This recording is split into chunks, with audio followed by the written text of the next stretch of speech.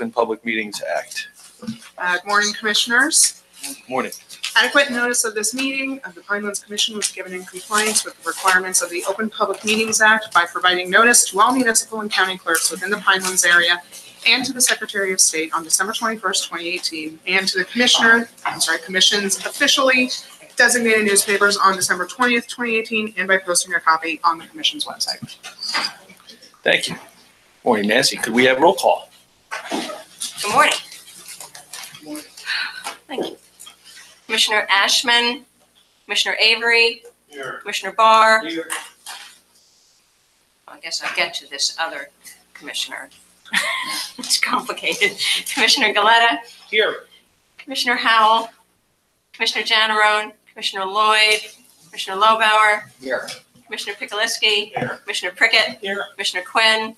Commissioner Rowan Green.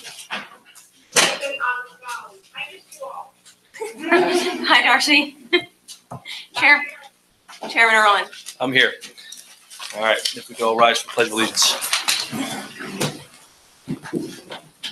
Pledge allegiance to the flag of the United States of America and to the republic for which it stands, one nation, under God, indivisible, with liberty and justice for all.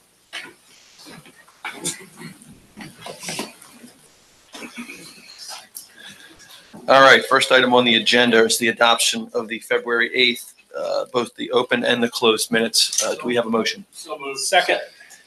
Any questions or comments on the February 8th minutes? All right, hearing none. All in favor? Aye. Any opposed? Any abstentions? All right, moving right along. We have for our committee and staff reports. We have a policy and implementation committee meeting on February 22nd, which I'll read the summary of. At that meeting, the committee adopted the minutes of the January 25th meeting. They also discussed potential offsets for the elimination of grassland conservation habitat at the Atlantic City Airport.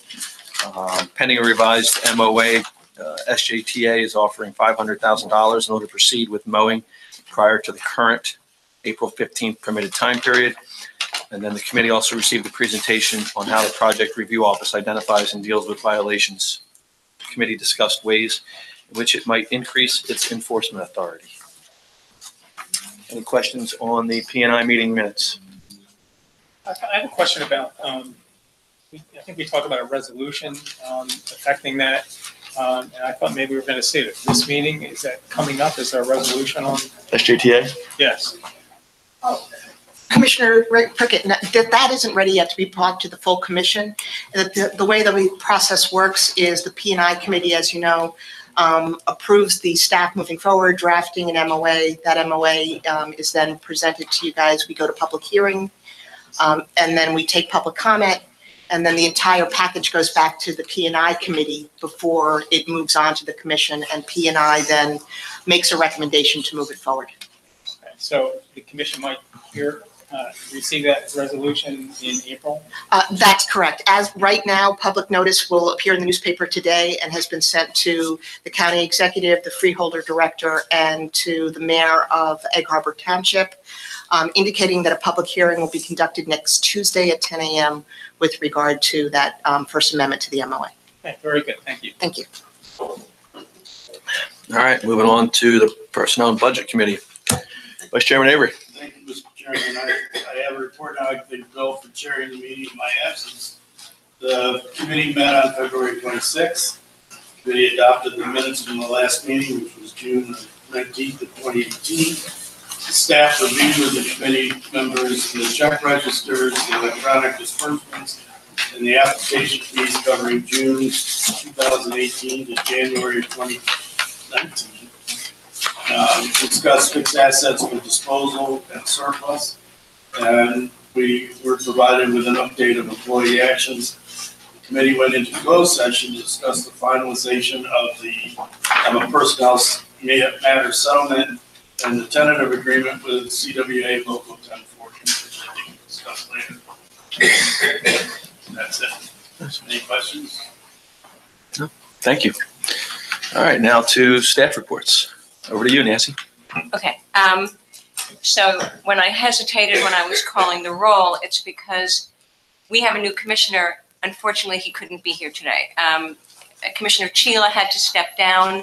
He was elected as surrogate in his county, and apparently if you're surrogate, you're a quasi-judge, and therefore you can't also sit on the commission. He wrote to the Supreme Court to try to get approval because he enjoyed being a commissioner so much, but they said no. So he has, we have a new appointee from that county. His name is Dan Christie. Unfortunately, had a death in the family, and he could not be here today. He was planning on being here today, so that's why I hesitated. I probably should have called his name, but. So we have a new commissioner, Dan Christie. I'm sure he'll be at the next meeting from Gloucester County. There was a little conversation about South Jersey Transportation Authority. So we are, as I used to say in a younger day, dancing as fast as we can on this one. The timeframes are super tight because of our process. Stacy's been working really hard to try to get all the documents together and get everybody lined up about what we're doing. So just so you know, what Stacy and I ended up doing on this one is we're taking public comment on a variety of options rather than limiting it to just one, so that as we continue to negotiate, we won't have to redo the public comment. So we're letting the public comment on several options for how we would proceed. I mean, one option was South Jersey Transportation Authority would give us sort of a down payment while we would continue to try to figure this out. It's going to take us a while, as we've discussed, to find the right land and to buy the land and to take care of all of this while we're bumped up against a safety concern at the airport. So we don't want to give up we want to make sure that at the end of the day, we replace that habitat one way or another. So that's what we've decided to do. So the public will have the opportunity to comment on a number of options, and hopefully when we get to the end of the time period, we have settled in on one of them and we'll be responsive to comment. So that's taking up a significant amount of time. In addition, I wanted to make you aware, actually I did make you aware yesterday, there were some legal filings with regard to the South Jersey gas matter. RC Cape May notified the court that they were no longer interested in repowering the BL England plant, and therefore were getting out of the case. They were an intervener. There was a lot of back and forth from both the state and Cousin O'Connor, who represents South Jersey Gas. So the oral argument, which had originally been scheduled for March and then moved to April, has now been pushed to, I think, June. End of May. So it's the court stuff is still happening. It hasn't just gone away. But we, the commission, sent a letter to South Jersey Gas saying, hey, hi, because the fact that BL England is no longer part of this application, as far as we're concerned, the application is no longer valid. And we sent that letter. So, but things are still going to be happening, and I'm still going to be sending, there's all kinds of things. And if you're interested in having discussion about it, we will do that in executive session because there is still pending, this litigation is still ongoing. But I did want to make you aware that we did send that letter. I shared it with everybody yesterday, and that's where that stands. And that's all I have. Any questions for Nancy? I think you're biting your tongue there. Thanks, Jim. As our director's already acknowledged, we'll have a closed session opportunity. I do have questions, and I'll hold on for closed session. Thank you.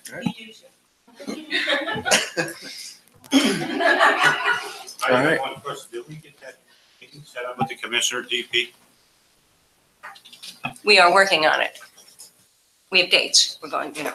If we could get We have the dates? dates circulated as quickly as possible, that'd be appreciated. So Your dates? Within our we line. can Yeah. coordinate schedules and everything.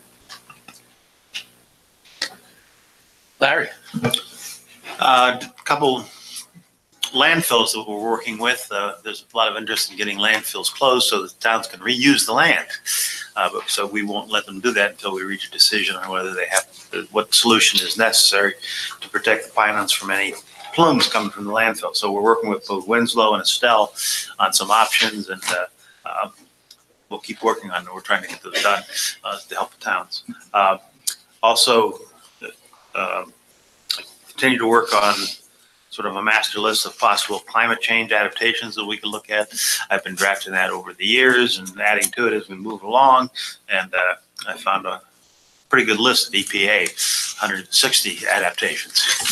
So I'm screening those. A lot of them are educational. The EPA stressing the fact that you need to educate everybody, towns, engineers, everybody. And so there's a lot of hand-holding that needs to be done.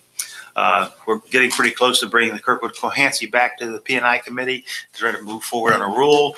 The basis of the rule would be twofold. One is to protect the watersheds from overusage of from wells, and secondly, to protect nearby wetlands. And so those are relatively easy to say. They're not so easy to implement.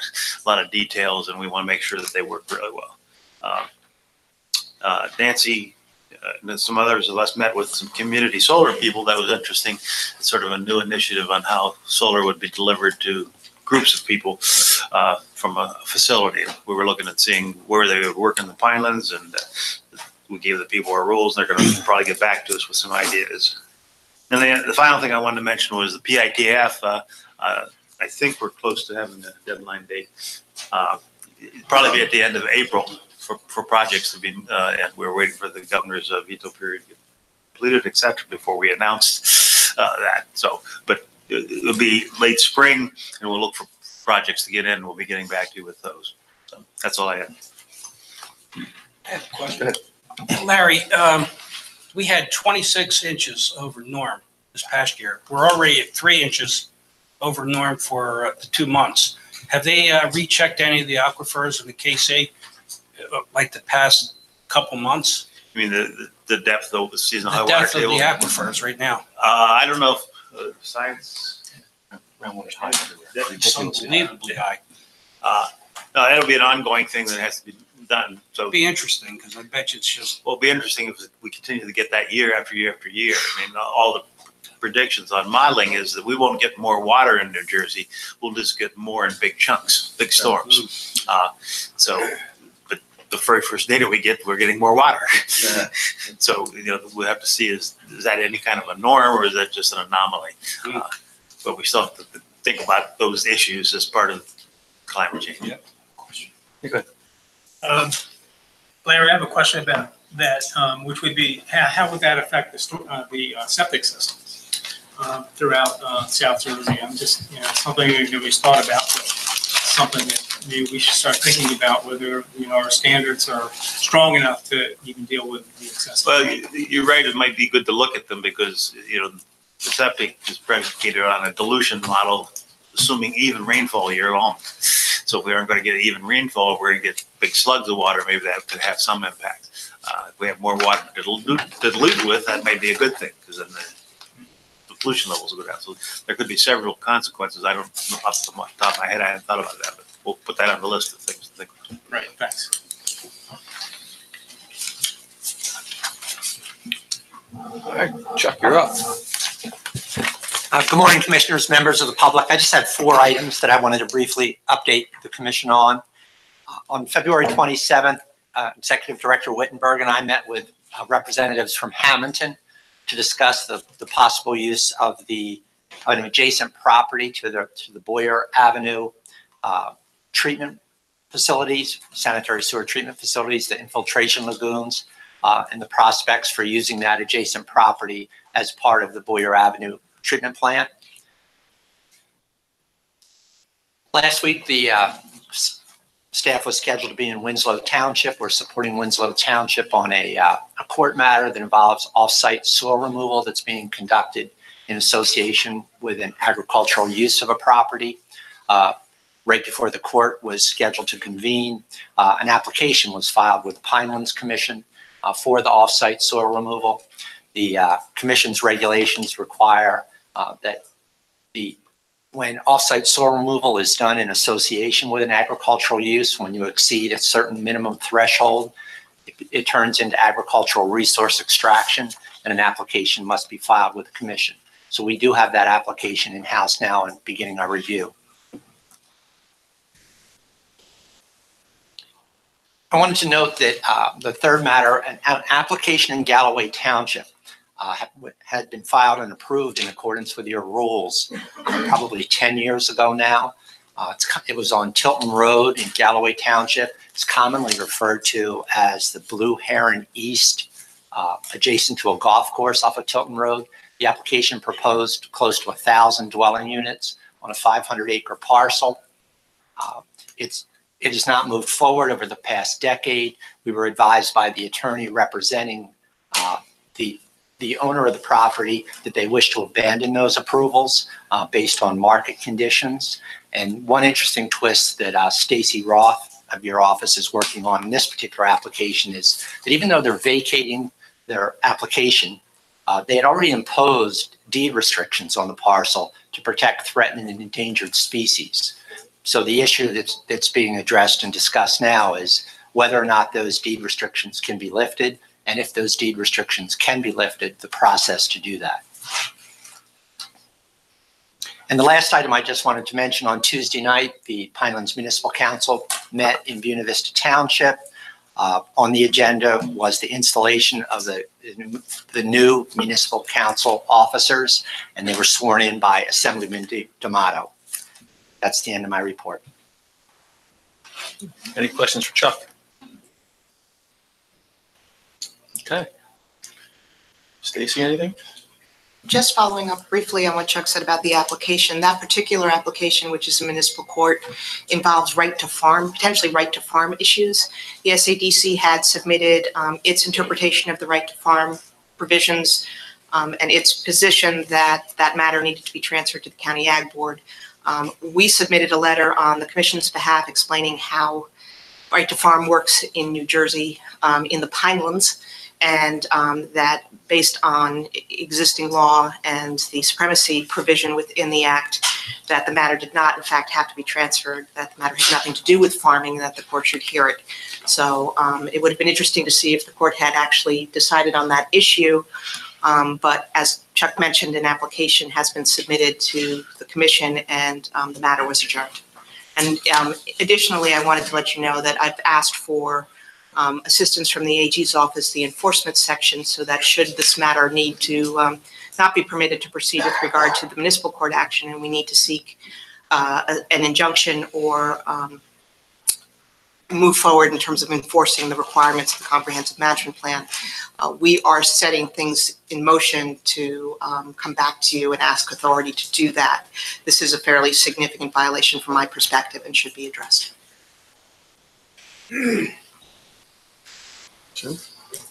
Yes, I have two things, two pieces of good news. One, the Commission's had in place for a number of years agreements with some of our counties dealing with roadside best management practices. Robin occasionally comes and updates the Commission on how we're doing with those. And those deal with mowing, both the width of the mowing and the height and the timing on mowing restrictions and protection of rare plants along roadsides. So for a little while now, we've been thinking about how we might go about expanding that program, perhaps working with a couple of municipalities to deal with other roads. But, and we're still thinking about that, but the really good news is that Robin has been working with DOT, and they have now agreed to implement a pilot program, we're just calling it that, on segments of 3 state highways, Route 206, Route 70, and Route 72, specific segments that Robin has identified. So they're going to give it a try this year and adhere to the best management practices. We just found that out yesterday, so we're very pleased. We think that'll be a good working relationship. They're excited about it. Robin's excited about it. And so we'll keep you updated probably towards the end of the year on how that went, and then hopefully making that, you know, they were successful, making that permanent and expanding that to larger sections of the roads. So that's good news. And the other piece, good news, Ocean County has closed on just about 8,000 acres of property. We've mentioned this before, so the deal is done. They've closed. Ocean County owns the property, about 8,000 acres in Lacey and Ocean Townships, Forest Area and Preservation Area District. Huge addition to the Fort Good River Mountains Preserve. Not stealing Alan's thunder. He told me I was supposed to, he made me report on it. I wanted him to do it, but and it really, when we show you, when we do our update on permanent land protection later this year, you'll see how it really fills in the last remaining hole sort of in Ocean County that wasn't preserved yet. So it's quite an accomplishment. Any questions, Sue or for Stacy? Yes. Not for them, but for the director, something occurred to me. This is probably already in the works, but if not, I wanted to recommend that we prepare a resolution for the next meeting in recognition of Commissioner Schella's service. Yeah, okay. It is in the works, right? Okay. Thank you. Paul? Good morning. You might notice a bit of an echo. That is because we are broadcasting the live stream in the lobby on the 65-inch TV. So if there's anyone here who feels uncomfortable, would rather watch it out there, or if we get more people here, that's why we did that. So you might notice that. Stay where you are. Okay. I'm not sure what that was. Secondly, of course, the 30th annual Pinelands Short Course is tomorrow at Stockton University in Galloway. It starts at 9 a.m. to 3:45. As this is our 30th, we have some special things in store and some special things for the public as well. We're really excited about it. Of course, we're looking at similar numbers to last year, very large turnout, and the weather looks great. The sun always seems to shine on the short course for some reason. So we're very excited about that. You may notice on your agenda today, the annual report is up for approval. I distributed copies to you. We totally reformatted that this year and had it professionally printed at Rowan College at Burlington County. They did a fantastic job once again. Really enjoy working with them. They always go above and beyond, and they did it again. So I just wanted to put in that plug for them. That's all. Good. Well, is registration still open for the short course tomorrow? Yes, it is. You always have the ability to register on the spot. We actually, yes. And that's how we get a lot of people. And in some cases, people just wander in, wondering what's going on, and end up, checking it out. So, wonderful. Yep. Okay, thank you. Cool. All right, any questions for Paul? All right, moving right along. We have one public development application up for approval. That is Atlantic County Improvement Authority, and it's for construction of 2 parking lots containing 50 parking spaces. So moved. Second. Questions or comments? I have a question. Yes. And I guess it's for Mr. Horner, having to do with the stormwater coming off the parking lot. I think the application or the report indicates that the stormwater facilities on site will be used, and I'm just curious whether I would imagine the capacity of those stormwater basins or whatever they are will be able to accommodate these. Maybe that should be implied in this report. Yes is the answer, Commissioner. The existing basins do have the capacity to accommodate the stormwater runoff. As part of any application that would come into us, and from time to time, we do receive applications proposing to expand existing development that the Commission has already approved. And they're going to use existing stormwater management basins. Nevertheless, an applicant is still required to demonstrate that those basins have the capacity to accommodate the additional stormwater. And in the future, in the reports, we'll state that. Thank you. Certainly. Any other questions on the Atlantic County Improvement Authority application? All right, hearing none. All in favor? Aye. Any opposed? Any abstentions? All right, moving right along. Next, we have public comment on public development applications and resolutions where the record is not closed. So I believe we have a sign-up sheet, and Nancy and Stacy can correct me where I'm wrong here, but we have a lot of new faces in the room. Today is the last day for public comment on the record for the Bass River Fire Tower application. So any comments made today during this portion of public comment will be included and considered in the executive director's report. That report will then come to the commission for their consideration, presumably at the next meeting, provided they have enough time to get the report together. Again, for those who have not been here in the past, public comment, we try to limit to around 3 minutes. We're really liberal with it, but obviously we have a lot of people in the room here, so please be considerate so we can get everybody a chance to speak.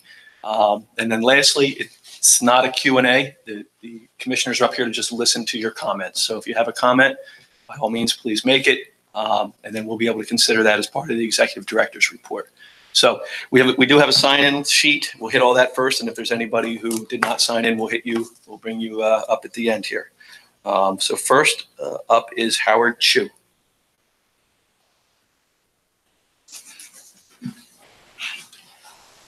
Mr. Chairman, just two quick housekeeping items. It would be very helpful to the staff during the public comment in compiling it, that if the public commenter clearly stated their name.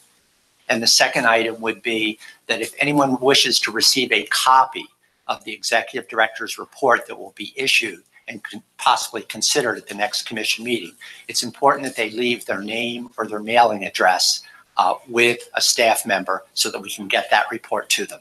Okay. Thank you. And one last note that I neglected to mention: if you do have information, handouts or anything like that, anything that you really can't handle in the 3 minutes, please get it to our staff today, and we'll make sure that does get included in the executive director's analysis and report. So, Howard, sorry, there you go. Good morning, commissioners. My name's Howard Chu. Please excuse me being a little nervous. It's the first time I've ever done anything like this. I'm one of the owners of Mixed Canoe and Kayak Rental, located in Jenkins on Route 563. I also live in Jenkins, at little towns called Jenkins. I also live in Jenkins. I have almost my whole entire life. I raised my family there. My two boys also live in that town, and they're starting to raise their families there. I think I'm directly one of the people that's affected by the decision to cut or not to cut the trees at Bass River Tower, because it directly affects the view of my little town there. Bass River Tower has to be able to perform their job. In the dry season of June, July, and August, September, when the forests and rivers and campgrounds are packed with people, safety, in my mind, should come first, and also for the residents. Early detection is paramount. And I use an example: try looking for something with one eye. You might be able to find it, but it might take a little longer. And in the instance of forest fire, the sooner the better. So I also think that the Bass River Tower should be able to work in coordination with the other towers, so detection is as early as possible. Now, I did a little research on the internet about this, and I have been reading and stuff, and I have been told that if they harvest the trees will be harvested responsibly, not thrown through a chipper and wasted. So there's use for the trees that are standing now. I have also been told that they will be replanting the area with native species.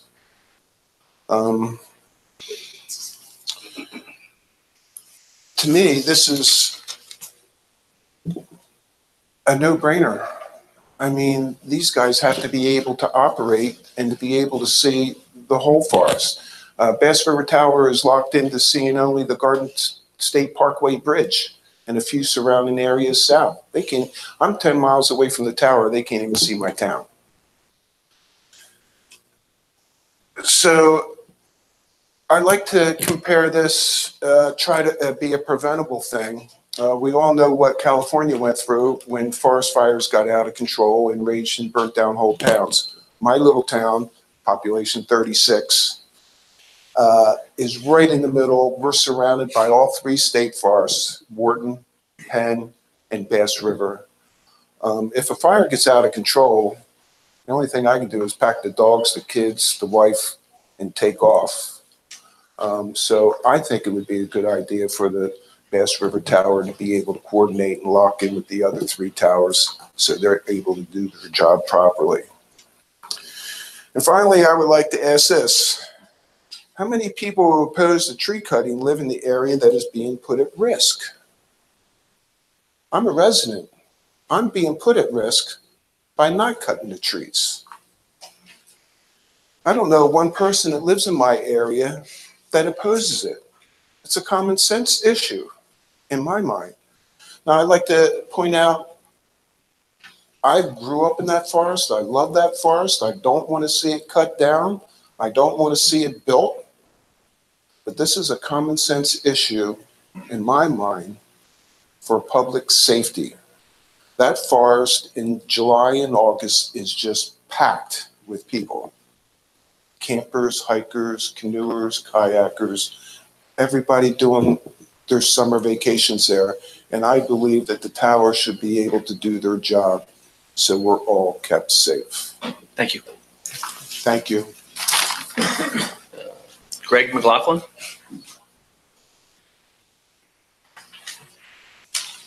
Thank you. Good morning, everyone. My name is Greg McLaughlin. I'm the chief of the New Jersey Forest Fire Service. As you may know, we're the state agency with the sole responsibility for the protection of life and property from the catastrophic impacts of wildfire. I'm here today on behalf of our application with my colleagues, Todd Whitecoff, who's in the back of the room. He's the chief of the New Jersey Bureau of Forest Management, and Olivia Glenn, who's the director of the Division of Parks and Forestry. This is our application to you, and we're here today to show simply public support for our application and to publicly thank you for your consideration of what we feel is an important application. We feel the application, we worked hard on the application. We gave it careful consideration, significant thought and work went into it, and we feel we've addressed a lot of the questions and concerns that you may have had. And again, just publicly, we're here to support it and to thank you for your consideration of it. Thank you. Thank you. Mark Herndon?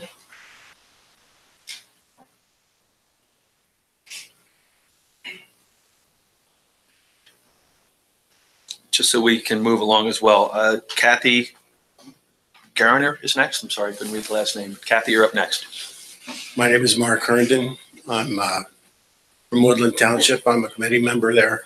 I just simply want to go on, as the gentleman stated previously, that to us, it's a common sense issue. And I just want to go on record as the committee being for the culling or the cutting down of these trees. And that's it, succinctly. That's it. Thank you. Kathy? And then after Kathy is Rose Sweeney. Morning, Commissioners. Morning. Myself and 4 other people have compiled together some information, and we only have 7 copies, so you'll need to share them. Go ahead. My name is Kathy Gardner. I'm a volunteer master naturalist. This is my 10th year leading individuals on guided hikes through the many state forest trails. Bass River is New Jersey's first state forest, founded in 1905, and is the 3rd largest state forest in New Jersey. It's managed for the benefit and enjoyment of the public. The park is over 20,000 acres and is home to the pine barren tree frog, a threatened species, and the timber rattlesnake, an endangered species. In the outline provided, you'll find a photo of a timber rattlesnake, which was taken in 2018 on the Orange Trail. A sighting report was filed with the New Jersey Division of Fish and Wildlife Endangered and Non-Game Species Program. Bass River has thousands of visitors every year enjoying Lake Absegami with its sandy beach surrounded by cabins, shelters, and campsites. The park offers hiking, biking, fishing, horseback riding, kayaking, and boating. The park is now smoke-free, which hopefully will cut back on the number of forest fires. My favorite trail, and most hikers would agree, is the Orange Trail or the CCC Trail. The white pines are majestic, and the surrounding environment is calming and breathtaking. I call this the Enchanted Forest. This is one of the several areas where the Forest Fire Service has applied to clear cut. The DEP's application for clear cutting would adversely impact areas 6, 7, and 8, as identified on the map on page 5. If approved, approximately 3/4 of a mile in the Enchanted Forest would be impacted. The destruction from clear cutting in this proposed way produces habitat fragmentation. Fragmentation on the physical environment causes ecosystem decay. Wildlife populations affected by this fragmenting of their habitat divides populations, which leads to species extinction. It changes breeding patterns or migration patterns. We can expect substantial impact, altering fundamental species behavior as a result. Many visitors access Bass River State Forest from exit 52 of the Garden State Parkway.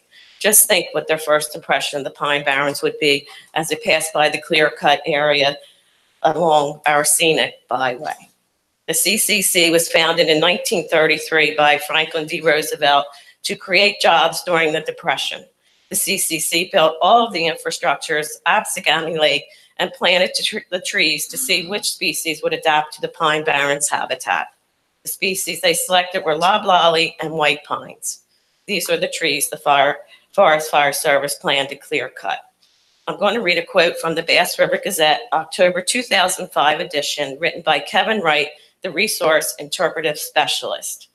I believe credit for the valuable recreational facility is due in part to the men of the CCC who took the first step in the beautification of a very rewarding project, which is now the well-maintained and well-protected Bass River State Forest. It would be a disgrace to those men to have their efforts so causally destroyed by the Forest Fire Service.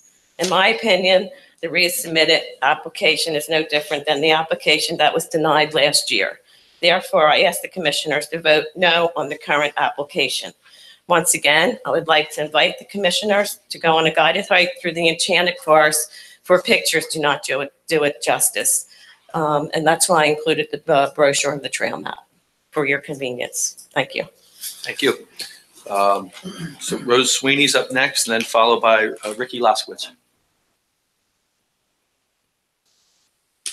Good morning.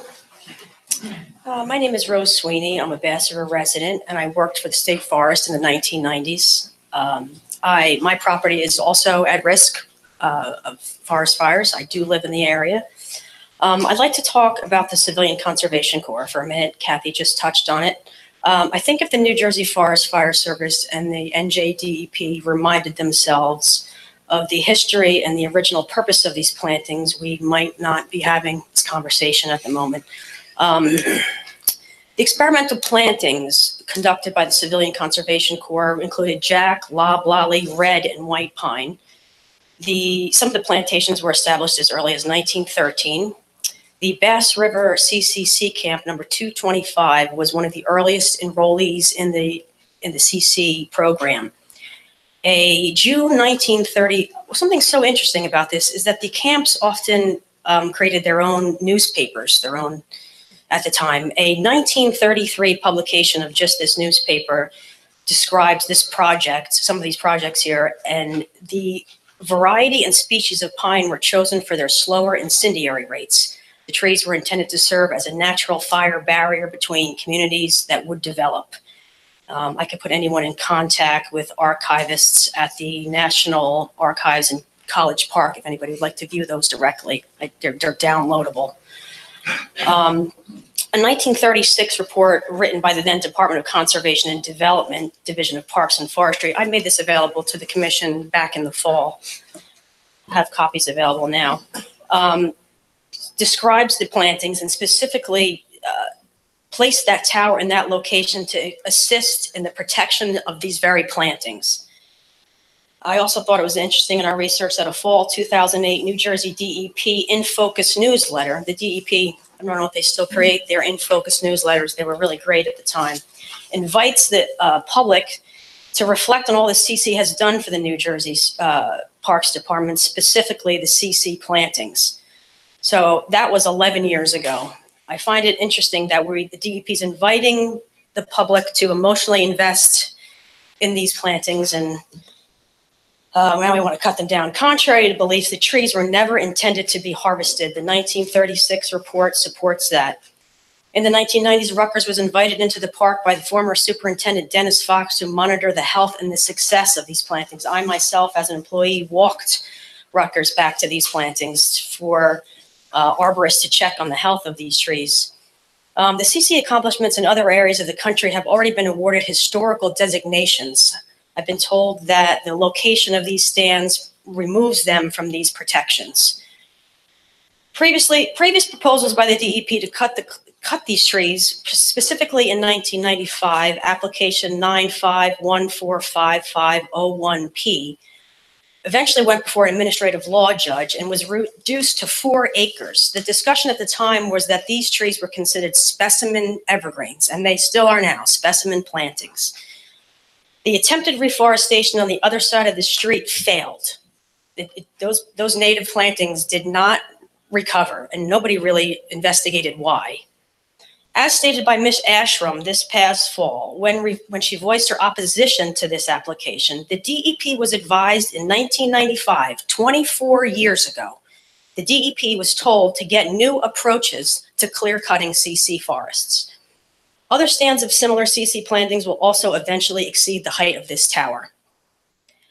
According to Jason Pham, a 19-year-old student who achieved his Eagle Scout researching these stands at Bass River, there are only 7 of the original 40 CC plantings remaining in Bass River State Forest. So this I think we'd be removing at least 1 full stand of the 7 remaining. Rose, can you? Sure, I'm on my last Quickly, notes, thank you. So 2018, I want to remind everybody that the Bass River Township Commission passed a unanimous resolution opposing the clear cutting, and that commission represents Bass River residents. DEP is not the average applicant. This is another state agency, and as such should have a greater burden of evidentiary findings, and we're just not seeing that in their application. And my final point is that park professionals have been discouraged in opposing this cutting. They essentially work for the DEP. So this is a little upsetting to me. This is not how it went in 1995. We had a room full, not this room, we had a room full of park personnel in park uniform, and we had forest fire. That's what's missing from this room today. So unless someone at the park wants to commit, career suicide, they are not in a position to talk about this, which I find that a little upsetting. If anybody wants additional information on any of the research I have, I'm happy to provide it. Rose, just make sure whatever you did submit previously, why don't you give us a copy of that now so we Sure, can ensure will do. that it's on the record. All right. Ricky Loswitz, and then followed by Carl Swansine.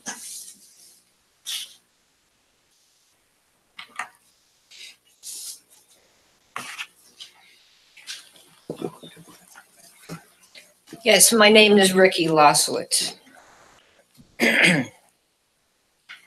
Albert Einstein stated, the definition of insanity is doing the same thing over and over again, but expecting different results. Hold that thought. Too many acres in the Pinelands have been destroyed by fire over the years. A new year is upon us, and we have once again been presented with the same application to clear cut many disjointed sections of trees near Bass River Fire Tower. On the 5th page of the applicant's rebuttal, he states that the New Jersey Forest Fire Service is continually seeking safer, more efficient ways to manage and mitigate wildfire risk. However, after last year's June meeting, when we first brought the use of fire camera technology in New Jersey to the attention of this commission, the response from the Forest Fire Service was to abruptly turn off the fully functioning camera systems used in Brick and Monmouth. Surprisingly, this reckless action does not align with managing fire risk. On February 9th, 2018, the press of Atlantic City reported that NASA contacted the Pinelands Commission offering the use of satellite technology to monitor fire risk in the Pinelands. I reasoned that there must be a glaring need for a high-profile independent government agency, such as NASA, to reach out to the state of New Jersey. On November 19th, the President of the United States announced in an interview with CBS News that poor forest management was to blame for wildfires in California. He doubled down with this statement. In Finland, they rake their forests and do not have a problem with forest fires. The President claims to have witnessed firefighters using little rakes to put out fires in an unnamed state. I'm not suggesting that the President has directed the DEP to rake the Pinelands. I am pointing out that the focus is on forest fire management techniques. The New York State Department of Environmental Conservation, Division of Lands and Forests, conducted a fire tower study published in February of 2010. We are providing the commission with a copy of this study.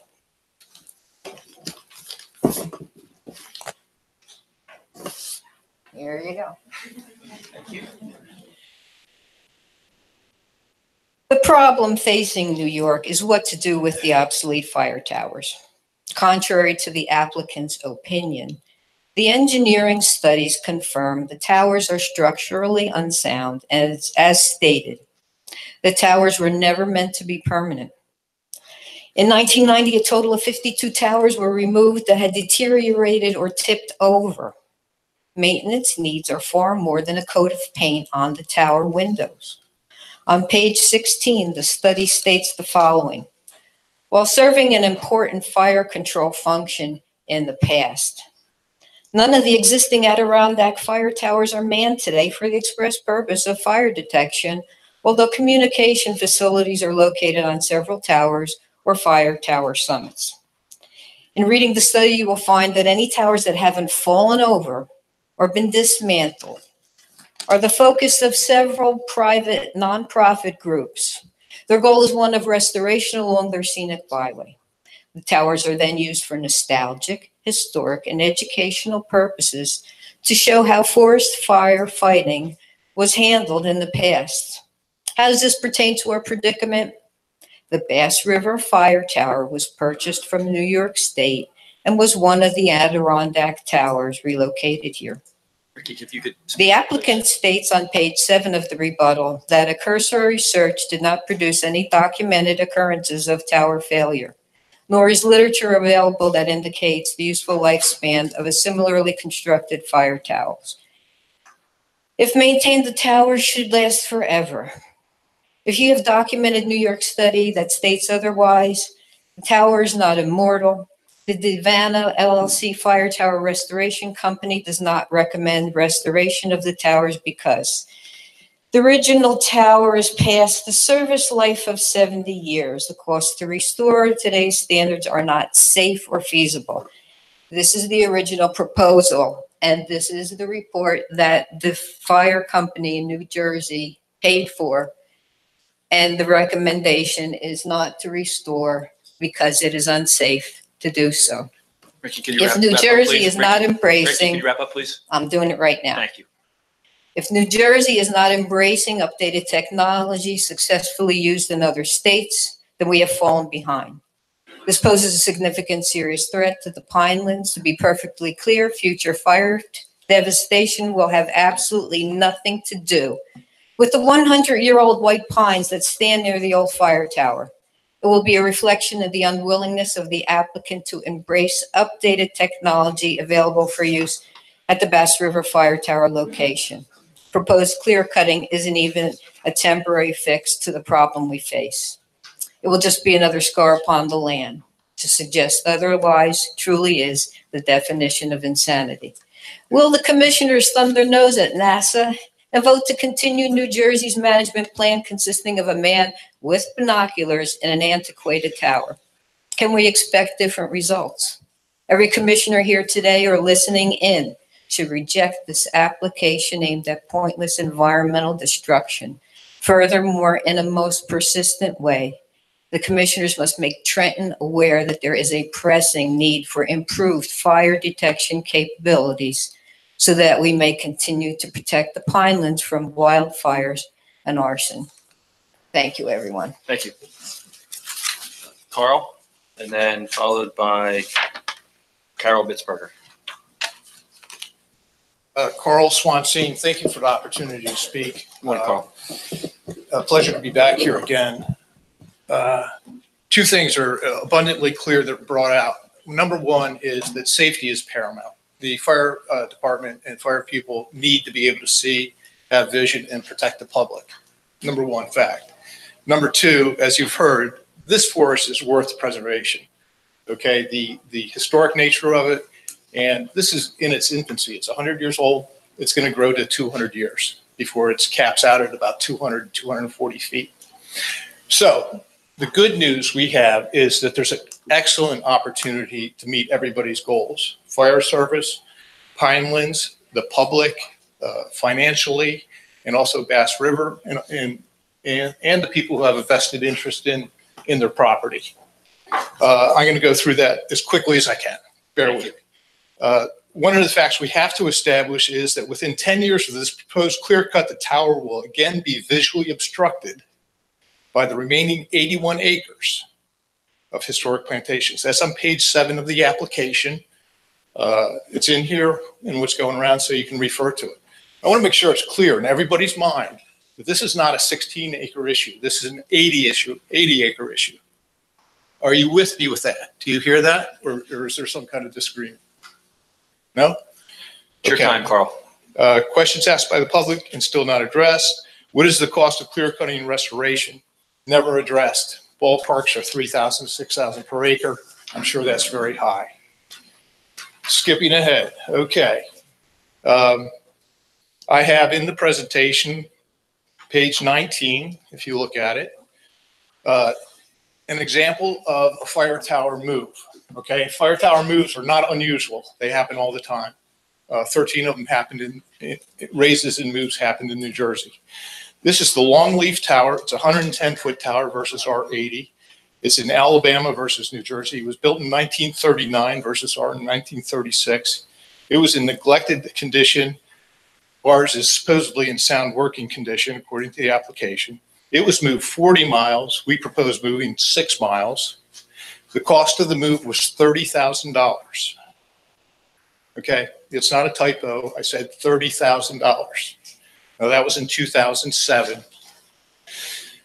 My proposal would not be to move the entire 80-foot tower. It would be to move it to a location within 6 miles that's 125 to 140 feet in elevation. So a person standing at that location would be as high as they would be in the Bass River Tower currently. And the surrounding forest is pitch pine, low vegetation, and you would not have any public concern about cutting any of that if necessary. So anyways, the move itself, it's detailed. There's a website, Longleaf Camp. I selected this one. There's many of them. I selected this one because it's very well documented. I hope you all go out and look at that website. The resources, names of the people who moved it, the forest commissioners, all their names are listed with their contact information. Basically, a crane lifted the tower. They detached it at 60 feet, lifted the tower, laid it on a flatbed. They also took the foundations in this case. They moved it to a new location and raised it back up. Again, all of this is documented. It's a win for everybody. And it's going to come in, even if they get $1,000 an acre for the clear cuts, that's $80,000. It's probably going to come in less than the cost of the clear cut. So the public wins, everybody wins in this. I know there was some stuff about David Vena. I know some things came out to you, nixing the idea of raising the tower's ridiculous. It's a ridiculous notion. However, he said, when I asked him about moving the tower, he said, I would possibly not get involved. He didn't eliminate the idea. And that was talked about an 80-foot tower. Now we're talking about 25 foot. You can imagine how less stress is on the structure and how much more viable and easy it would be to move it and do repairs on a 25-foot section rather than an 80-foot tower. Okay. I'm trying to move ahead as fast as I can. Okay, of 22 New Jersey towers, there were 13 raises and moves. This is documented on the forest fire site. It's cited there where it's located. What's the real condition of the tower? We've heard some discrepancies from it's going to last forever, okay, to, the last application said 5 to 10 years. If, in fact, it is only worth 5 to 10 years, the thing to do would be to build a new tower at one of the locations at 140 or 125 feet. All you would need is like a 20-foot tower, okay? All the vegetation could be cleared. These are higher locations. Put a tower on top. You're 40 to 60 feet higher than the existing Bass River tower. I also talked a little bit about the forest watch system. I beat the hell out of that last time I was here, I think. It makes sense. There's a new emergency management tower going up in Bass River that it can be mounted on, so which is the major expense of that. The vendor ballparked $30,000 for the system. $20,000 is a one-time licensing fee. The Oregon Department of Forestry and Southwest District published a statistical report, which I sent to Nancy, and I think she forwarded it to all you commissioners, so you got that. I don't have to talk about that. I'll just say that in 2018, they saw double the number of initial detections than was ever reported in their entire history of manned towers. And now their manned towers are eliminated. Okay, conclusion. I gotta speed you up here, Carl. Okay, conclusion. Thank you. You're welcome. Did the application, what's the report card? How did they do it? Okay, they didn't address the cost of the clear cutting. They affirmed their commitment to clear cutting 80 acres. They increased the tower cost of a 100-foot tower to 200 or 728,000. They not only changed the fire tower status to sound work condition forever to support cutting. They did not address the tower in a new location. They grossly exaggerated the cost of forest watch system. Clearly no effort to find a workable alternative, rather deliberately works to discredit any alternatives. And I firmly believe that's exactly what the intent is. How do we move forward? Since the certified letters to the property owners and the classified ad in the press reference the wrong application number, and you can look in your application for that, I think this provides Pineland Commission an opportunity not to have to vote on this, because it should be rejected for that reason, because of what invalid public notice. That gives the commissioners the opportunity to talk to the DEP or Forest Fire Service to submit another application that should be a cost-effective alternative that does not include clear cutting. This then provides Forest Fire Service the opportunity to put fresh minds with sincere intent and a passion for preserving the environment and our history to work to come up with the public on a viable alternative to clear cutting. And in your handout, I will not do this because my time's out. I would hope that you would read. You're going to give all you're going to be able to give all of that to our staff. This is all in. Okay, as long as we have it all, that's good. Yes. Thank you. But please read that last statement. That's my social statement regarding it, and it has to do with the Village of New Gretna and the curse and the blessings of the Pineland Commission. Thank you. All right, so we have Carol Bitzberger, and then Buddy Pino, I apologize. Buddy, we'll call you Buddy. How about that? Hi, I'm Carol Bitzberger. I'm a resident of Bass River Township. The four speakers that went before me, I'm doing the summary. I got the easy part. They did all the research. And I don't know if it's because they think I'm old or what, but I'll go ahead with the summary. The cutting of the trees is just a temporary fix. Those white pines are going to continue to grow, and they will need to be cut again if an alternative plan is not considered.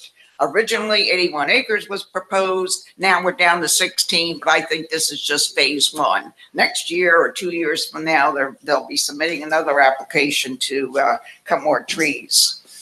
Again, we are in 2019 instead of 1936. Technology today can do more things than we ever thought possible. The attention span of man is volatile. Alternatives under technology are more effective and efficient. And I ask you to look at Oregon statistics that were sent to you back in February. They double the amount of fires detected by cameras versus manned fire towers. States are beginning to look into their fire towers into historic monuments. They are thinking them as antiquated using fire towers. Safety is the #1 priority for humans and wildlife. If human safety and concern for wildlife is the top concern, then money should not even be a consideration for this state. There is not an amount of money you can attach to a human life. Do what is best for Bass River Township for human safety and not what is the cheapest. And I keep hearing that the New Jersey DEP and Forest Fire Service, that cutting trees is the cheapest way to go. Statistics are no longer supporting the above argument. If you look at page 36, I do say again, New Jersey DEP application does not include the cost of cutting 16 plus acres or the future 81 acres. How much will it cost? You have the cost of cutting trees, grinding the tree stumps and branches into wood chips, removal of the wood chips, drumming the area, preparation of the soil for transplants, fertilizer, and tree seedlings, and then planting the seedlings. On that page, Governor signs Bateman 9.7 million CBT appropriation for state park projects. So there's 9.7 million out there, for preservation. Why aren't we going to the state and asking for some of this money to maybe invest in a more advanced technology to help us detect firefighters? Now, my summary, I put the alternatives into two sections: technology and antiquated systems. Camera systems estimate for purchasing, installing $30,000 to $100,000. Includes maintenance and updates for approximately 10 years. The NASA communication has already approached Pinelands. Hopefully you're looking into it. This will, orbiting the Earth, the satellite orbiting the Earth will soon help determine where the biggest forest fire risks are. States are beginning to use aerial surveillance. New York, because they consider fire towers outdated and not obsolete. Now, the other alternative, we can stay with the antiquated systems. New tower estimate, 500,000 to 700,000, ballpark figure. Movement of the tower, estimate 30,000 to 40,000. Depends on the feasibility and the condition of the Bass River Tower.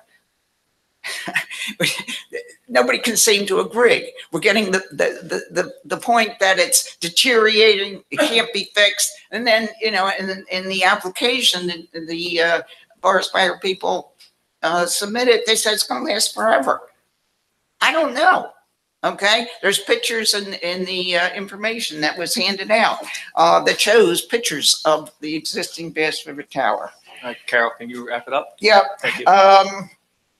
Moving the tower and the cutting of the trees estimated anywhere from 3,000 to 10,000 an acre, depending on thickness, etc.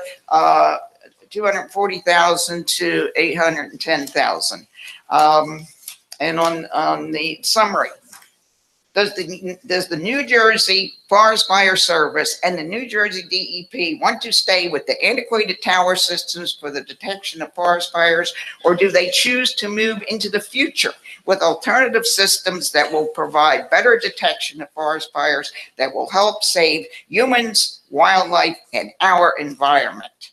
I'd like to thank you. I hope that you will please vote no. And I also want to give attention to Kathy Gardner, Ricky Lowitz, they just spoke, Rose Sweeney, Carl Sponsine, who did an awful lot of research. And in the information that you've been provided, that information is a lot of factual information.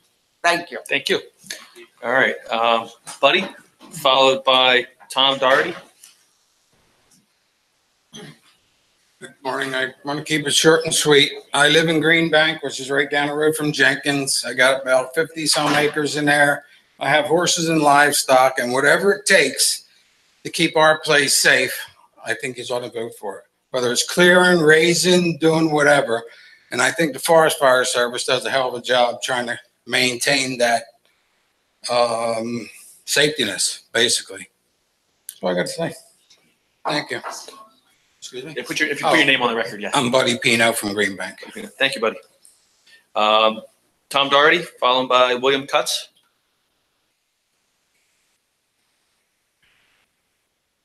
My name is Tom Doherty. I'm a retired engineer who worked several decades in a big corporation doing engineering analysis and things and design. And now I reside in New Gretna, Bass River Township, in a family house. It was built many generations ago, and grew up there in the summers and just enjoyed the pines so much. And I want to thank everybody here for protecting the pines and all the volunteer hours that go into that, and people before us as well, like Floyd West, who kept the jetport from being built in the pines. But anyway, that being said, my interest here is helping everyone to achieve the goal of improved public safety in a way that minimizes the impact on people and our local treasure, the Pinelands wilds. Having heard about the option of moving the tower to a higher point of land, and about how other regions like the Adirondacks are getting rid of their towers, and about new methods which are faster, quicker, and better that use cameras at doing better fire detection, with Oregon detecting twice as many fires with that system than the regular towers. All you can do is conclude that cutting the trees is absolutely not required to achieve the important goal of improved public safety. What is needed is your leadership to require our state to use current good practices and to achieve their goal of our goal of public safety at minimum cost and minimum environmental impact. So thank you for your work and your time. Thank you. William Cutts, followed by Christopher Brower. Thank you for this opportunity. My name is William Cutts. I'm a cranberry farmer in the Pinelands. From one side of the Pinelands to the other, we have farms in Tabernacle, Bass River Township, and Washington Township. Some of the land that we own is within what I call the visual shadow of this tower. And we think it's crucial that the towers be able to perform the services to the Forest Fire Service that they do. One of the important things is locating the exact location of fires while they're small. The best time to put a fire out is when it's just started. And the way you do that is you triangulate between the towers, get the exact location, and get your brush trucks in there and put that out early. If you've traveled around the pines much, you know that there are a lot of places you can't get there from here. You have to know exactly where you're going. The people in the tower and the triangulation allow the Forest Fire Service to get onto those fires quickly and put them out. Those fires are not always located along roads. I mean, we've had fires on our property started from lightning strikes that are back in the woods. The triangulation is the way that you find them. I also understand that they've actually have experience with cameras on towers. That experience has not always been satisfactory. Sometimes those cameras go down. When that happens, you're blind if that's all you have. The human element is also important. Those people in the towers, I know from experience, I've been fighting forest fires for the last 60 years. Those people help the people on the ground by knowing exactly what's happening, transmitting information, being able to interpret what's happening with the smoke, with the wind conditions, and all those things. So I understand that people don't want the trees close to the tower cut down. But in this case, we're talking about the safety of the people and the property of a much larger area, which is dependent on that tower to allow the Forest Fire Service to do their job. And I believe that they're the people that know what they're doing, that we should give some deference to their expertise and work in this area. So thank you. Thank you. Christopher Brower, followed by Rich Busby.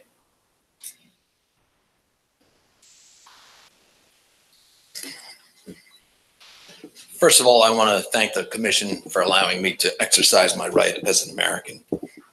My name is Chris Brower. I live in Bass River Township. I was a member of the planning board for over 25 years and was chairman for over 8. Just about a mile or so from my home is the forest the DEP wants to clear cut. To walk the trail many people call the Cathedral in the Woods is something I hope that all of you will or have experienced. It is most beautiful in the spring when the mountain laurel is in bloom. I would say my wife has logged over 200 miles on the trail. Myself, only about 50. I greatly appreciate the work that the forest fire does, protecting mine and my neighbors' families and property. But I also understand the Forest Fire Service's position. They have a tower that is outdated and needs to be replaced. I know there is technology available that can be attached to a pole that can be raised above the treetops using infrared cameras. You've heard all the talk about the cameras.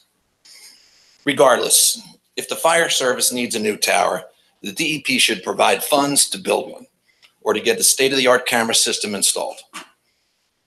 An important part of the forest in question is its historical significance. There are several white pine plantations that will be destroyed by the clear cut. These were planted by the Civilian Conservation Corps in the 1930s. At that time, they also constructed the fire tower that is the center of this application. Same tower that was deemed obsolete in the 90s and the same tower that was scheduled to be replaced but never was. The application calls for the planting of native species in the clear-cut area. The area in question was open land in the 1930s when the CCA planted the forest as part of an experiment. I believe, and I think many other people here believe, that that experiment was a success. Unless an arborist says the trees are not healthy, why cut them down? Why not let the forest stand as a testament to the men and women who were desperate, looking for work during the Great Depression, and help build a cathedral in the woods for generations after them to enjoy? Thank you. Thank you. Rich Busby and then Ryan Greck. Good morning. I'd like to start by saying that I have a great deal of respect for everybody's opinion on this. They're entitled to that. And some of the folks that are on the other side of the equation this morning, I know them and I have a great deal of respect for what they say and how they've said it. First of all, on the question of the CCCs, I happen to be here, 8 or 10 generations of my family on both sides. And as a result of that, we had a number of family members that worked for the CCC. And beyond that, I had a number of older friends over the course of time that either had contact or had direct knowledge with the CCC. I'd like to remind you all that part of the replanting was because the forest was destroyed by a series of catastrophic fires in the 30s, in which a number of the CCC members lost their lives. And knowing those fellas as I did, they would have been the first to say that if those trees being there pose a danger to modern firefighters, that they would cut them down themselves, because that's not why they were planted. So first of all, I'd like to address that. Second, the last time I was here last year and presented. And one of the interesting things that bothered me was, indeed, are there other alternatives available? And the camera system, for example, was something that folks talked about a great deal. And I really felt that that had merit and it should be examined. And I asked fire officials, forest fire officials, what's the deal? Well, they do have a camera at Bass River. And it's been in operation on and off for apparently some time. It's not suitable to the purpose. In addition, the vendor for the camera, which is the vendor I think that was speaking to a number of the folks here the last time, is in Oregon. And when the camera breaks, The system is down for hours because of the two coast problem. They can't even call them for 3 or 4 hours. This is in forest fire season, in the words of my friends and brothers and sisters in the service. The fire's already up and walking and maybe too late. Early detection is absolutely vital. And I think if a document existed that kind of summarizes the whole thing, it's something that Ray Bukowski, who's the Deputy Commissioner of the DEP, wrote himself, and that I'm going to leave copies with the commissioners. And he kind of summarizes the need for the tower to exist, the fact that it's a part of the critical firefighting infrastructure of the state, the fact that they have explored other alternatives. So the move of the tower is something I hadn't heard before. And frankly, if the tower can be replaced or moved, I'm all about that. But today we're faced with a rather stark choice. We need that tower operational, and we didn't need it operational quickly. I should have introduced myself at the beginning, but I'm trying to cover 7 points in a very short period of time. I'm the OEM director for Little Lake Harbor. We have about 21,000 people there. I'm also the chief of police. I have with me today 4 fire chiefs from towns that fight these fires very hard, in addition to their brothers and sisters in the service. I had a number of other fire chiefs that want to join us today, but unfortunately it's a work day and they couldn't do so. So these are the folks on the front line. These are the folks that, frankly, I care about a great deal. I was in those trucks in the 80s, and I went through the terrifying experience a couple of times of sitting through a head fire passing over the truck. And the bravery of those men and women in those trucks is incredible. But I will say to you that as commissioners, we can't put this on their back. They have to have the tools they need to fight. Like I said, if there's an alternative in terms of moving the tower, constructing a tower, I'm all about that as well. But the camera, apparently at this point, has been tried and it doesn't work. So that's a condition that I think that we need to be cognizant of, and we need to put it in the right place. And frankly, I urge you, for all these reasons, to approve the amended application to the Forest Fire Service, keeping in mind that they were talking about 80 acres or more in the beginning, and they're down to about 16. And these are the critical 16 as I understand it. I'm not a forester, but I do understand the principles of viewpoint and being able to observe, and I think that tower is absolutely necessary. If there were any other way to do it with respect to the people who are opposed, I understand that. But I don't think at this moment in time that the funds exist or the will exist to replace it. And I think the answer is to approve their application. I appreciate your attention. Thank you. I'm going to leave those documents with Mr. Horner. All right, Ryan Greck, followed by John Waldrop. Good morning, Commissioners. Thank you for the opportunity to comment today. My name is Ryan Greck. I'm with Pinelands Preservation Alliance. We believe that the Forest Fire Service has made a compelling case in their application, primarily focused on safety. The CMP, the Comprehensive Management Plan, allows landowners to do silviculture on their property as long as the rules are adhered to. And we do find that this application meets the forestry standards of the CMP. That being said, we certainly understand the concerns that have been brought up today and commend the well-researched testimony that has been provided and the alternatives that have been suggested that are certainly worthy of your consideration. Thank you. Thank you, Ryan. John Waldrop, followed by Bill Brash. Good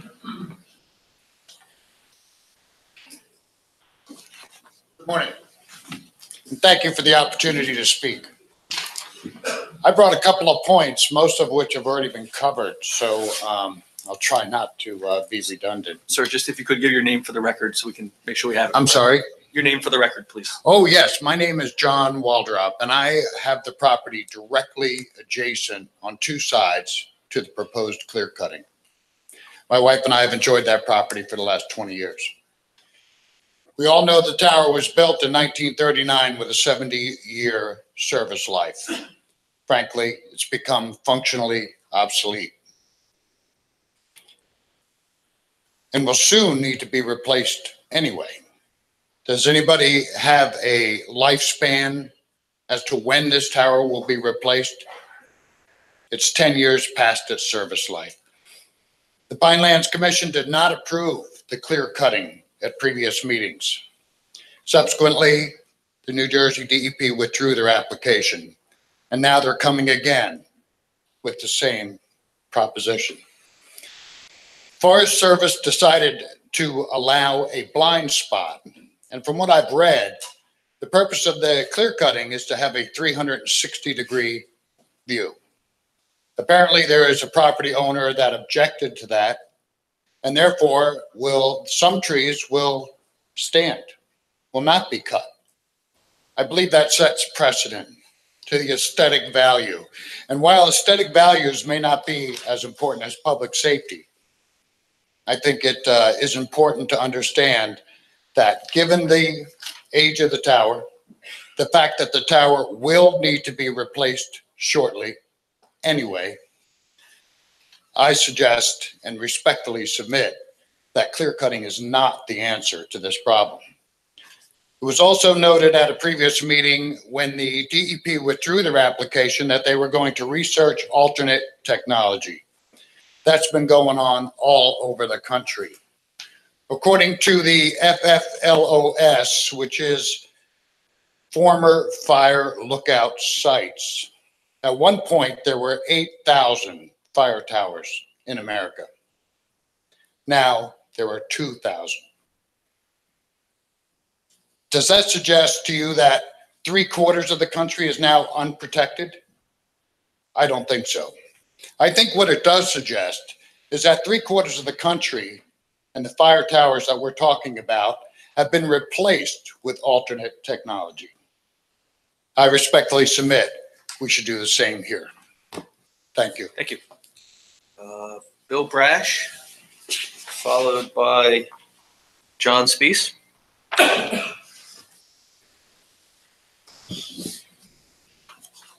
Hi, my name is Bill Brash. I am president of the New Jersey Fire Safety Council, and I have written comments that I'll leave with the commission. Over there, Chuck. Thank you for offering me the opportunity to speak. A couple of things. We were talking about history earlier.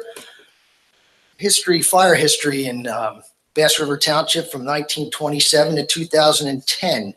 There were a total of 104 fires, totaling 235,654 acres. What does that mean for Bass River? That means that the 72 square mile township is actually, since 1927, burned over 5 times its total acreage over that time period. Bass River Fire Tower also services, as we heard from Chief Busby, Little Egg Harbor Township just to the east. 73 square miles or 30,000 acres of land, not water. Little Egg Harbor, in that same 1927 to 2010 history, had 194,000 acres of forest fires. That means that Little Egg Harbor Township has burned over 6 times in its history. Just to the north and east is Eagleswood Township, which is 18 square miles or 10,000 acres of land, has experienced over that same time period history 83,000 acres of forest fires, or it's burned over 8 times. The Pinelands, as you well know, is a fire adapted system. Those trees are there and because of fire. It's the only reason they're there. Since the Wisconsin glacier receded 10,000 years ago, it has periodically burned over since then. What I'm suggesting is the fact that the Forest Fire Service has answered the alternative analysis. Their project, as per the Pinelands Preservation Alliance, meets your criteria, was recommended for approval by your own staff. And so therefore, that's what your consideration should be. Does the project as it stands meet for your approval? The alternative analysis is nice. According to the Forest Fire Service, it's not feasible. As the professionals involved in that, they've been fighting fires here in New Jersey for the last 100 years. I tend to take their suggestions and recommendations as the way the commission should vote. Thank you. Thank you. Thank you. John Spees. Is John maybe out in the lobby? Is anybody out there, Jeff? No. All right. Steve Lee.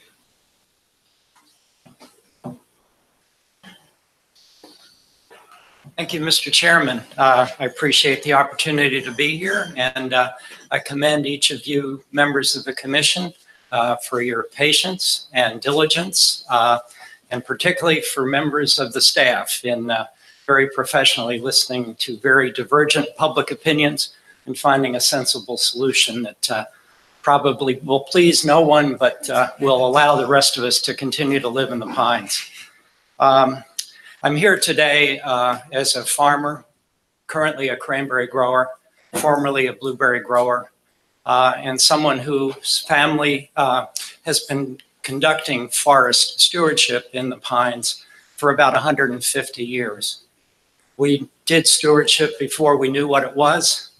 My father brought Richard Sullivan down to the farm, to the woods, and demonstrated the benefits of controlled burning. And at the time, controlled burning was prohibited in New Jersey. Commissioner Sullivan at the new DEP realized what a benefit it was, and now we have controlled burning, and we've had it since. But controlled burning is only on one aspect of forest management. It requires an occasional harvest because a forest needs to be manipulated. Not only a harvest, but an occasional thinning. Thinning takes resources. Thinning actually takes a lot of money. We've invested $1,500 an acre to thin some of our land.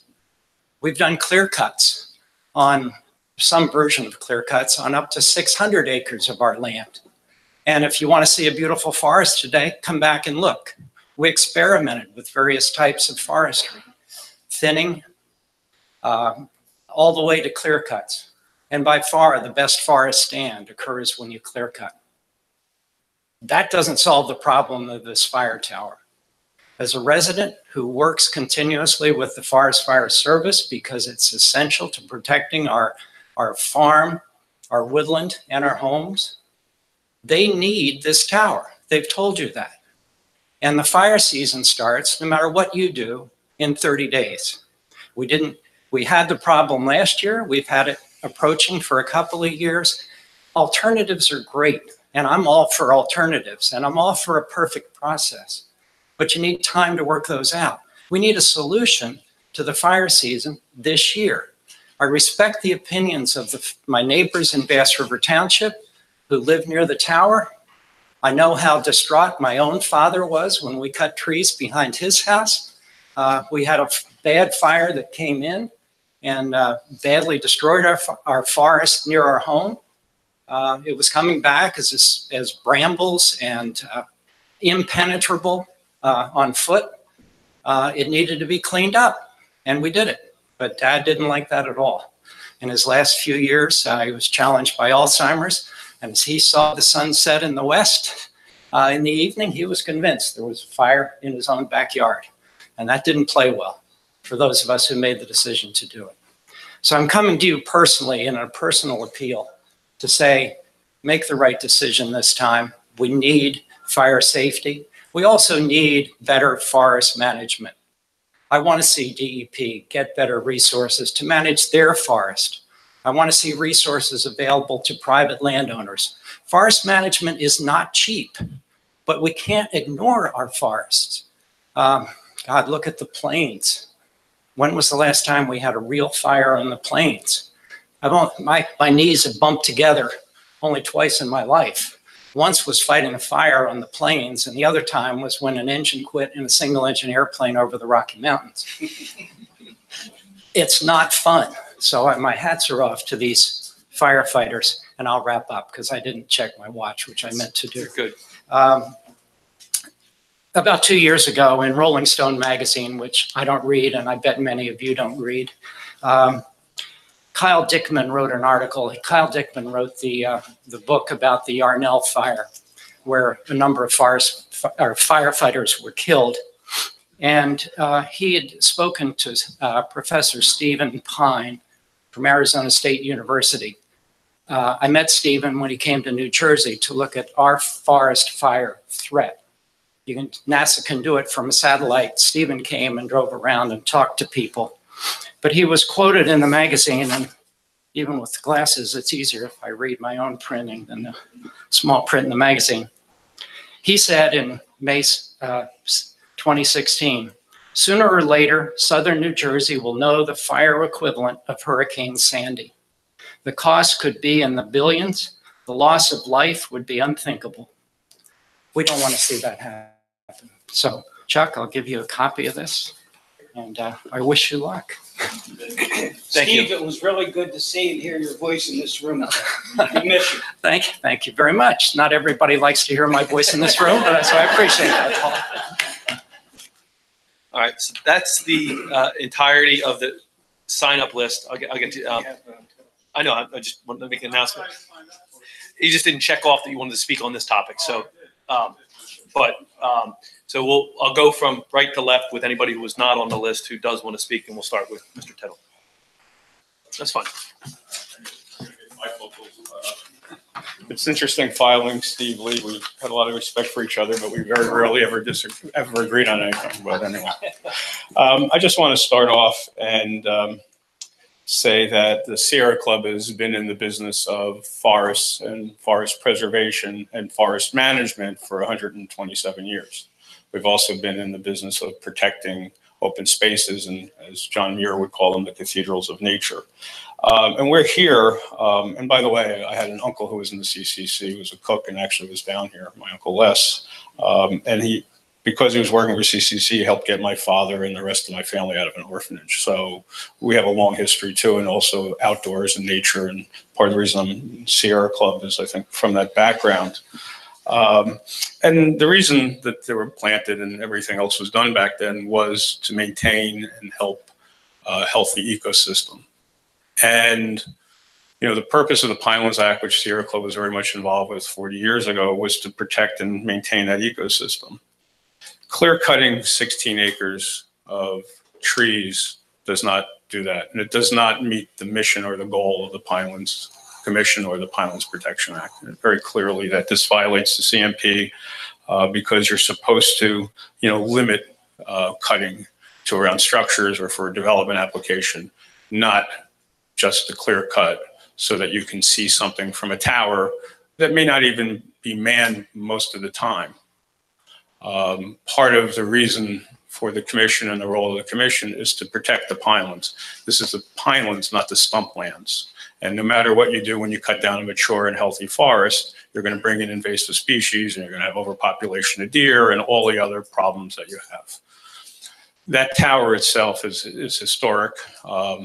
And is a relic and either needs to be replaced or needs to be upgraded with new technology. And up in Ringwood, where I'm from, when the area didn't need a tower anymore because there was enough houses around to report fires in the woods, I actually watched the Forest DEP got a helicopter from the Air National Guard, and they actually picked the fire tower up and moved it to Hardiston.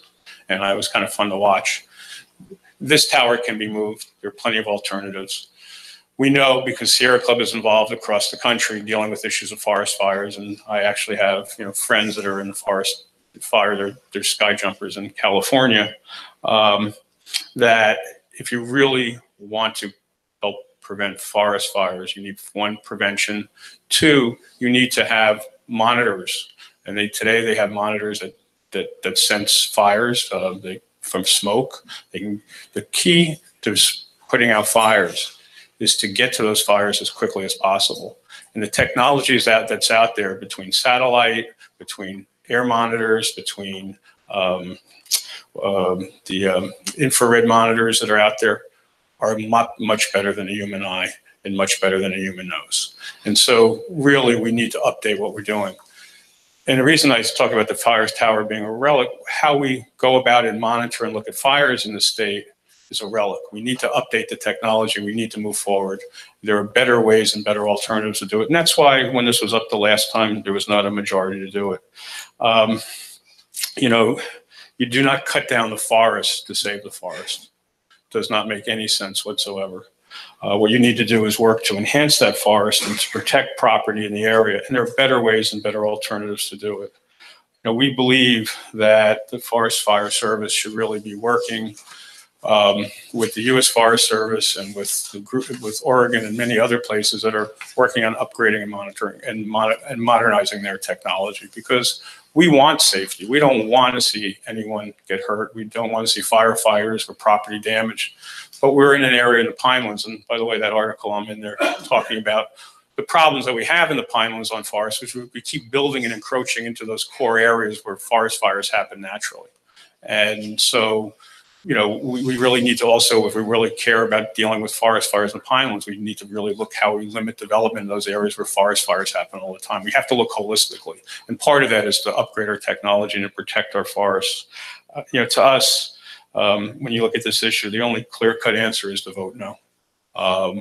You know, John Muir called it a cathedral of nature, and he said when you clear-cut a forest, you're desecrating that cathedral. And your job is to protect this beautiful, wonderful place we call the Pinelands. And we believe that there are better ways to be able to help make sure that we prevent forest fires, that when forest fires happen, we find them quicker and get them to put out, and we can protect lives and property a lot better that way. Thank you. Thank you. I saw another hand. Yes.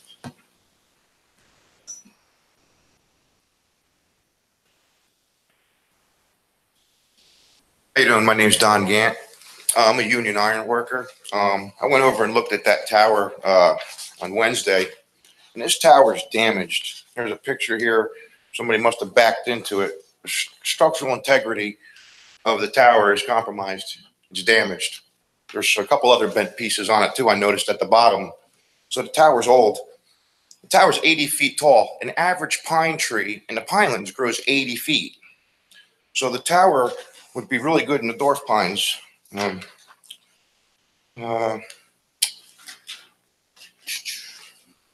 know, I keep hearing all these statistics and technologies, and we're all talking, and this was already all voted no, and no means no. And I feel that we should definitely put a new tower up and do safety.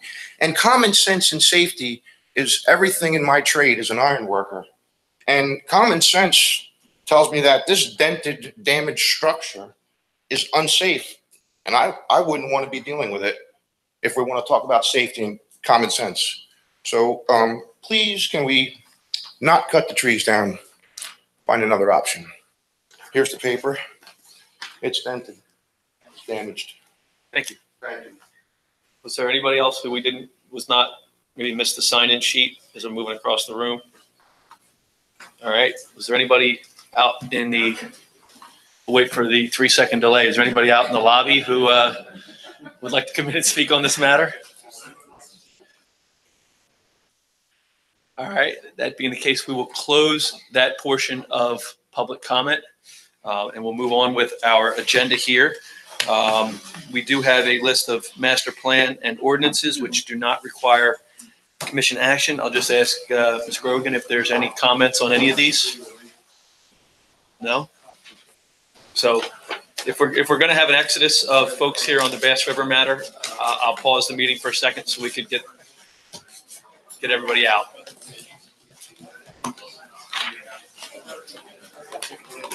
What's that? Good. Good points on both sides. Really good. Yeah, they did last time too. It's interesting. And Sierra didn't. That's it.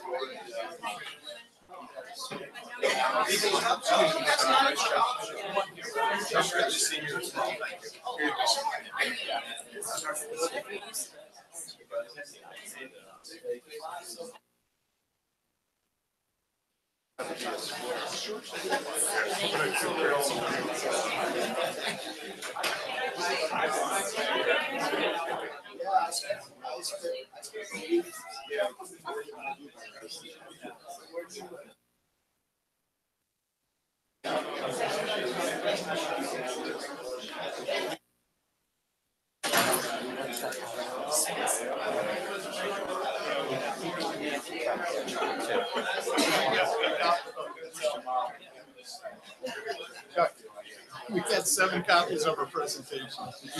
All right, we're going to get back on with the meeting. So if we could just move along here.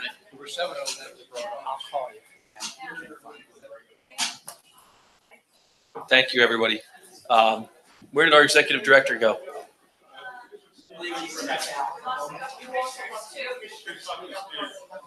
Okay. Where did our commissioners go? I think Mark just went to shake Steve's hand. Okay. All right, Nancy, can we close that door maybe, just to help with the commotion?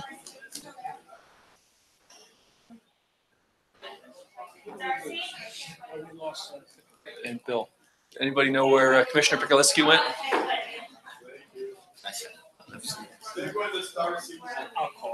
We're missing Bill. Yes, me too, and I'll make an announcement now. So, Nancy, you have several commissioners up here that need to leave by noon. We can do the annual report at the next meeting. We'll punt that. We're going to do a presentation. We have closed session and regular public comment as well. So, and Commissioner Barr and I have to leave at noon. So, no, I was thumbing through it earlier. It looks impressive, but I want to make sure we have the time to do it and not rush through it.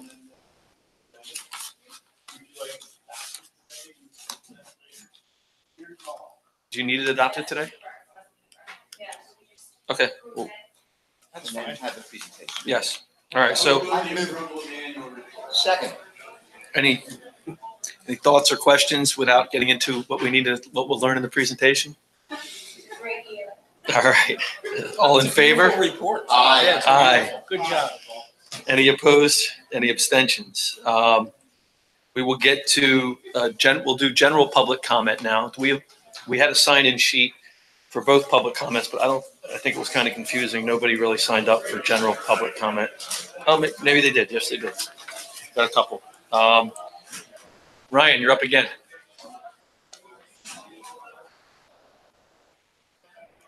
For those who are new here, same rules apply for general public. Try to keep your comments 3 minutes, and so we can move along. Good morning again, Commissioners. Thank you. I'd like to comment today about South Jersey Gas, which Executive Director Wittenberg mentioned earlier this morning. In light of the letters from the Attorney General and from Executive Director Wittenberg that were sent last week, the Pinelands Commission needs to revoke the two resolutions on appeal. That is the approval of the actual application itself, as well as the procedural resolution, which set out a new process to be used for pipelines and similar applications. The CMP has not been amended to incorporate that procedure, so both of those need to be withdrawn. BL England's withdrawal from the project nullifies these approvals, but they both need to be officially revoked to satisfy the appeal. Thank you. Thank you. I don't think that he's here anymore. John Waldrop? I think he was more trying to speak on the Bass River application. So we'll move along to David Dempsey. Good morning, afternoon. Dave Dempsey, off-road vehicle enthusiast. There you go. That's the word I was looking for. I was in there. But no, I want to talk about just that, the off-road vehicle activity within Warden and also throughout the Pinelands and just how everything's going. I know I mentioned I was going to get some before and after pictures for you. During the winter time, they're really not all that spectacular. I'd like to wait until springtime to get them for you. I also mentioned last time the DEP brought a plan in about 2 years ago that has helped some. We've had decreased amounts of misuse out there of the land.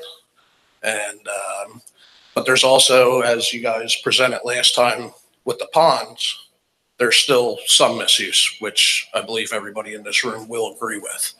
Now, one of the things we don't have is anywhere legal to go.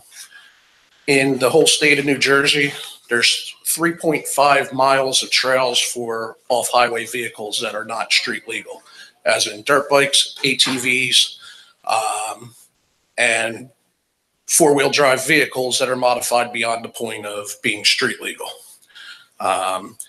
In the 800-mile radius of New Jersey, there's over 1,000 miles of off-highway vehicle-friendly trails, not roads, but trails that are provided by states and the federal government. We have 3.5 miles, which are privately owned.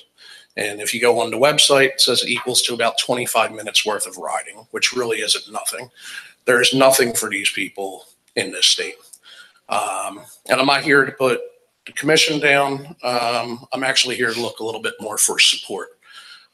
Between 1993 and 2015, New Jersey has received $16 million in RTP, Recreational Trail Program funding. 30% of that has to be used for motorized trails, not roads, trails. We don't have any trails.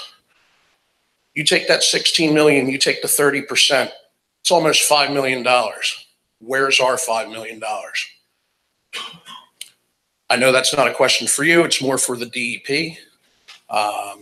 There's also, every time an off-road vehicle gets registered, be it dirt bike, ATV, there's money taken out of that and put into an off-road vehicle recreation program.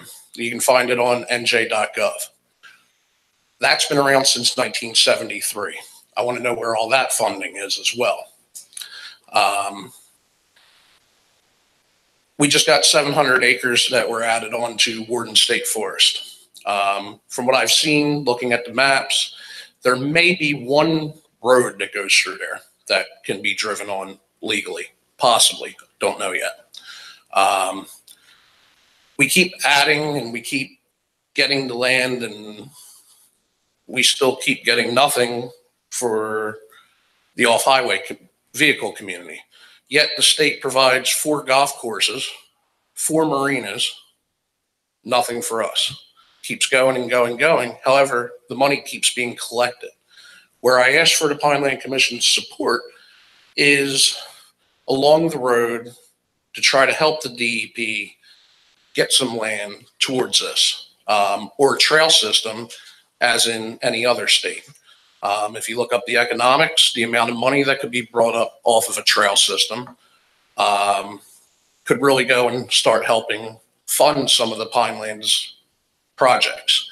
You look at other states, the off-highway community, off-highway vehicle community works hand in hand with a lot of environmental groups, restoring areas that once previously were damaged by off-road vehicle use or mining use. However, in the state of New Jersey, there's really no compromise. And it's something I'd like to step forward towards and curb some of the misuse that's going on out there and the damage that is going on out there in the ponds and on the roads. But if there's nowhere to go, people spent the money. People spend the money that says you have to register an ATV when you buy it. Why register it if there's nowhere to go? The money's not being used for us. Like I said, if we could get some support in getting somewhere legal and work towards a common goal, I believe you'd see some of this misuse go away. To get a 0% misuse, I don't believe is a reality. There's always going to be something. I mean, you look at gun laws, there's still going to be guns. You look at drug laws, there's still going to be drugs. But it can be lessened, and that's what I'm looking to accomplish. And if I could have you guys support, commission support through it, that'd be great. Thank you. That'd be it. All right, so that's it for the sign-up sheet. So for anybody for general public comment, we'll start on this side of the room this time with hands. Go ahead. And is there anybody next just to get in the queue? All right, of course, Jason. Ollie Edwards, I'm from Oakland, New Jersey. I was just listening to all this is really about the fire considerations. When you're in there considering about it, what you also need to consider is the roads. They said they have to get to the fires quick. They have to get to the fires quick. You go down these roads, they're not getting to the fires, period. Last year, 2018, Tuckerton Stagecoast Road was regraded. The entire, I don't know what it cost, it was regraded. I was there yesterday. in a four-wheel drive Chevy truck, you can't get up the road. We've already had incidents of fire trucks getting stuck on the road, having to be pulled out during a fire. One of the things you also have to consider, not only spotting the fire, but are our fire trucks going to be able to get to the fire? Is someone's life going to be put in danger because they get stuck on one of these roads? They can't get in and they can't get out. That's a reality. If you would just ride these roads, you would see how dangerous it is for them. They're not drivable anymore. And fire trucks have been gotten stuck. They had to be pulled out. And when you're talking about the fire situation, you have to consider that. Are they going to be able to get to these fires? Thank you. Thank you. Last but certainly not least, Jace, welcome. Hi, everyone. Jason Howell, Pinelands Preservation Alliance. I just wanted to update you. At the last meeting, I had discussed about some of the bureaucratic challenges of getting these really important habitat protection projects approved. And Director Glenn was very responsive in getting one specific project approved. I can't really go into where it is, but it's a snake nest site within one of the state forests. And it's really important, and it looks like that's going to move forward. And there's many sites like this that we need to work on. The illegal off-road vehicle use is a concern for these really important areas because there's not that many of them. I know of 3 nesting sites like this personally. I know there's more than that, but I feel like I have a pretty extensive knowledge of the place, and these are the only ones I know of. All 3 have had off-road vehicle issues. We've protected 2. This is the last one on my list, but from here, there's many ponds, other dunes that we'll need to start working on. The RTP money, that's really important. That's the Recreational Trails Program grant that the State Department of Environmental Protection gets to improve some of the infrastructure, the sand roads in Wharton State Forest and other areas. And that's how, the people can actually go in and access the Pinelands on these old sand roads, old wagon trails, old Indian trails. And they're suffering a lot of damage. So Paula mentioned Tuckerton, which they spent, I think it was $300,000 on 3 years ago to repair. And it's almost in as worse shape as it was 3 years ago. So that's $300,000. It's pretty much been washed away by the overuse in the wet season. So one of the things that could be done is limiting the motorized use of these areas in the very wet season and then reopening in drier times when they can actually sustain the use. It's just a tough problem when we're spending that kind of money and having the same issue, 3 years later. So it's a tough issue. Thank you all for, paying attention to this. It's really important. And that's it. Thank you. Thank you. All right, so we will close the general public comment portion. We do have a matter to discuss in closed session. However, we will not be taking action. So we're going to ask after we have the lovely reading of what we need to do with closed session and we vote on it, we're going to ask the room to be cleared. You can hang out if you want, but we're really just going to come back out and close the meeting. So, Mr. Chairman, yes. Would you permit one comment before we go into the Yeah, go ahead, closed go ahead. session? I found it very interesting when Mr. Dempsey was talking about the RTP program and the funding available. And I, for one, would be interested in learning more about the data that he was talking about. If he wouldn't mind sharing that with our staff so it could be made available to us, I'd like to look into it. Yes, I can dig up more on it. Thank you. I think Thank you've you very already much. given our executive director some information, but you're continuing to get more. Is that right? Okay, good. Thank you, Chairman. Yep. All right, so here we go. So whereas the Open Public Meetings Act provides that a public body such as the Pinelands Commission may meet in closed session to discuss any pending or anticipated litigation in which the public body is or may become a party. And whereas the Open Public Meetings Act contains a similar provision for any issues pertaining to collective bargaining negotiations. And whereas the commission desires to retire to closed session to discuss such matters, both litigation and collective bargaining. Now therefore be it resolved that the commission shall at this time meet in closed session to discuss matters related to pipeline litigation as well as the status of the collective bargaining. The substance of the closed session will be disclosed publicly only when it will not impede the state's ability to participate in both of these or in breach of the attorney-client privilege. And I anticipate that both matters will take less than half an hour. I'll make that. Thanks. Second. And just to be clear, we will not be taking any action on those. These are just updates. That's correct. With regard to the collective negotiation agreement, that you may need to come out and ratify. Okay, so we may take action on a collective bargaining matter after we come out, but we will be no more than half an hour because, as I stated earlier, Commissioner Barr and I need to leave at noon. So there you go. All in favor? Aye. Any opposed? Abstentions? All right, thank you.